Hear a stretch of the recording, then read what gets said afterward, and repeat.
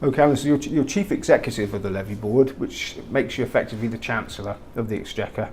Must be a lot of pressure for you, knowing that so many people are sort of relying on money from decisions you make.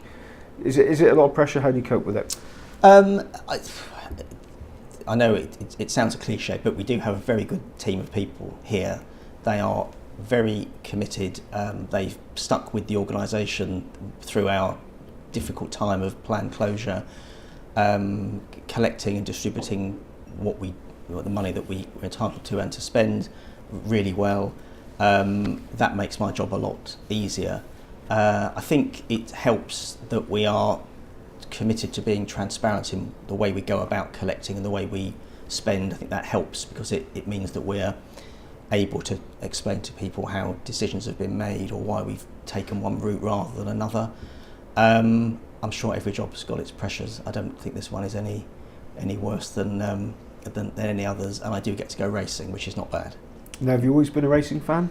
Yeah, it's been something I've been really into since I was a kid. For whatever reason, you get into things when you're really young. Racing really bit me as a kid. I suppose football and racing were my two childhood obsessions, but racing really more than any other for reasons that I can't immediately or never really looked into to work it out. I don't come from a racing background, but I suppose my family would be what you'd call Saturday punters, or were. So racing would always have been on a Saturday afternoon on TV, and I just really got into it from a young age. I think probably everyone starts with a Grand National bet. I think mine was on Spartan Missile in the 81 National, I think it was. So when I was 8, and things have just gone on from there, and just always had a plan to work in racing somehow, never quite knowing how to do it. And I think it's really, probably like a lot of things, it's quite difficult when you're completely out of it to find a way in. But I think I did all the usual things of writing to lots of people for work experience, and got a couple of breaks along the way, and then things have gone on from there. Yeah. Now, I think to reach the top of your sphere of racing, as you have, I understand you went to school in Stoke Newington, which is not your normal hotbed of racing high flyers. I mean, how did you must have really been driven in your education to start a comprehensive to make your way to where you are now? Yeah, I suppose so. I do recall, and I think about this, that I think I went through my entire school career without anyone being interested in racing, maybe betting a bit more, but no one interested in racing. And I do find it quite amusing that I have some envy when I've seen your other interviews where people have said that they had a racing club and everything else at school, and you think, wow, that must have been incredible. So no, I think it was a real solitary activity, flicking through the Weekender and Race Form Update, if that's what they were called then in the 80s, and buying those every week, and purely for my own entertainment. But I didn't really expect to get a career in racing. I'm not sure that you do when you're coming from anything outside an industry. But I just had a few lucky breaks along the way where I got on the BHB, as it was then, graduate programme, and just had a lot of good fortune along the way to get the right breaks. Now, you said that not many people are interested in racing, but more interested in betting. And it seems that I've asked other people this, but in recent years, it seems to be a body of people trying to attach a sort of stigma to betting, where it's always been an accepted part of the UK sort of fabric. Do you feel that there is a concerted effort to try and demean the betting industry from certain parties? Well, I think there's plenty of books and articles about this, the new Puritanism, as it's been described in some places. It's quite interesting that you have the view of betting in different parts of the world at different parts of that cycle. You've got some parts of the world where betting hasn't been mainstream, that's becoming mainstream, and opportunities are opening up all over the world for for betting operators.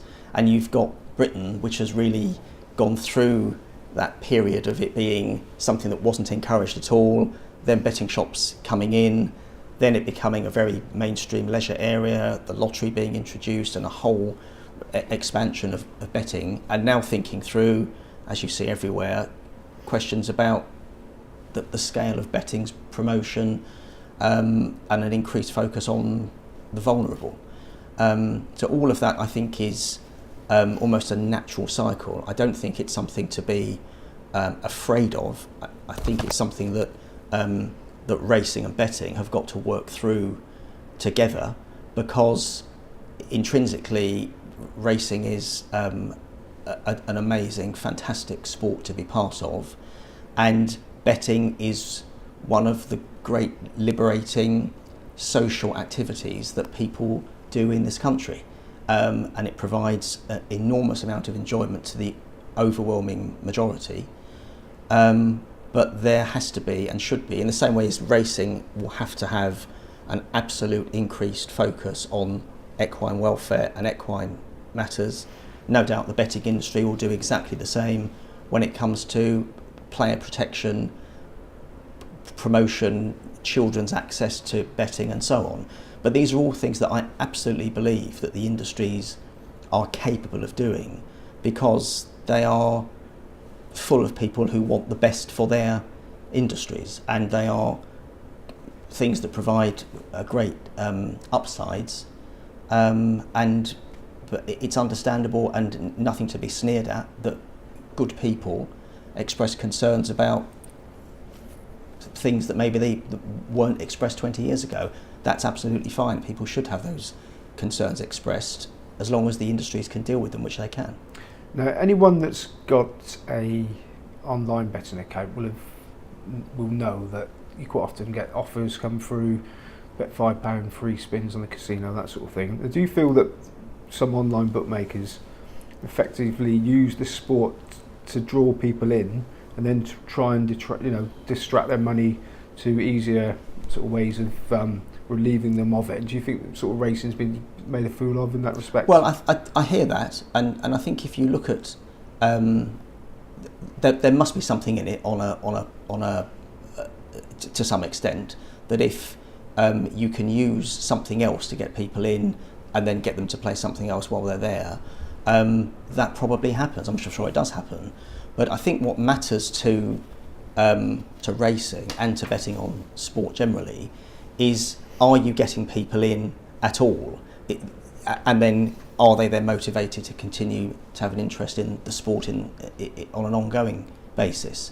I think if you look at the work that's been done on customer segmentation, that there's quite a bit that suggests that people aren't attracted particularly to switching over on a sustained basis. What they're interested in is what they're interested in.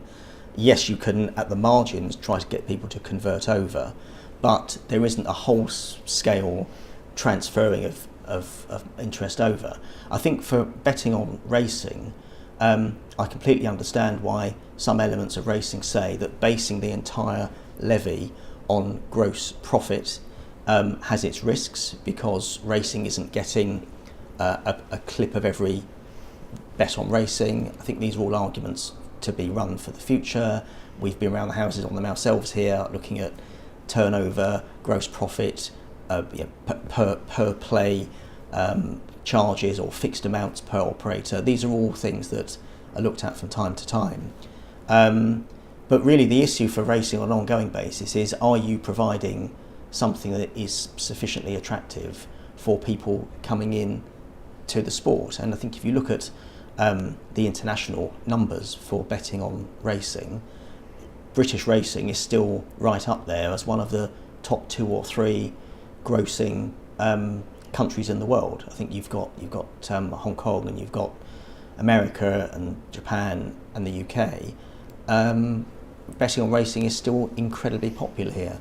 So yeah, I do see, of course, the point that people are cross-marketed other products when they come in, but do I think that that's necessarily costing racing a lot of money? I'm sure the bookmakers would say actually what they're doing is providing a range of betting opportunities or gambling opportunities for punters, and they'll spread their money on everything because they're more interested.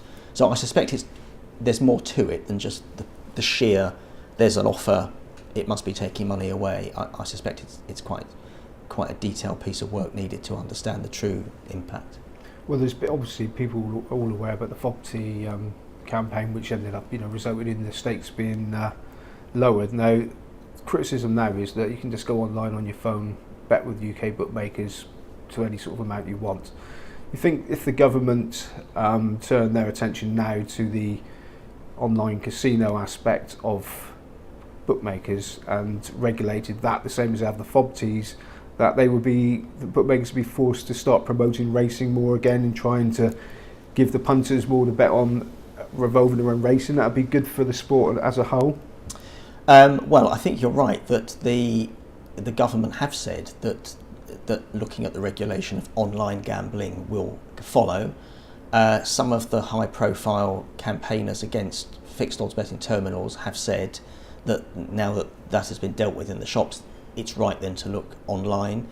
So I'm sure that the online market will be looked at as well.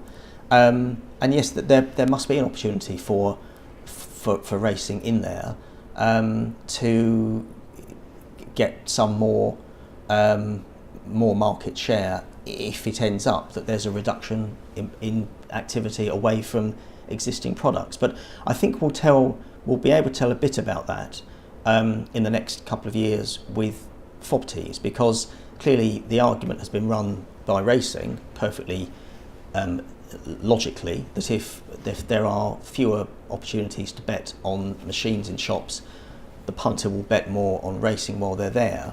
I think the answer to that question turns on what I said earlier, which is to what extent are they completely separate markets. If somebody is interested in betting on machines, there's something about what's there on a casino type game or a game on a screen that isn't the same as betting on sport. Maybe there'll be very little crossover, but I don't think that, I think unless you work for a bookmaker, I think it's really difficult to get a really accurate answer to that question of what is likely to happen if you change the offering in one area.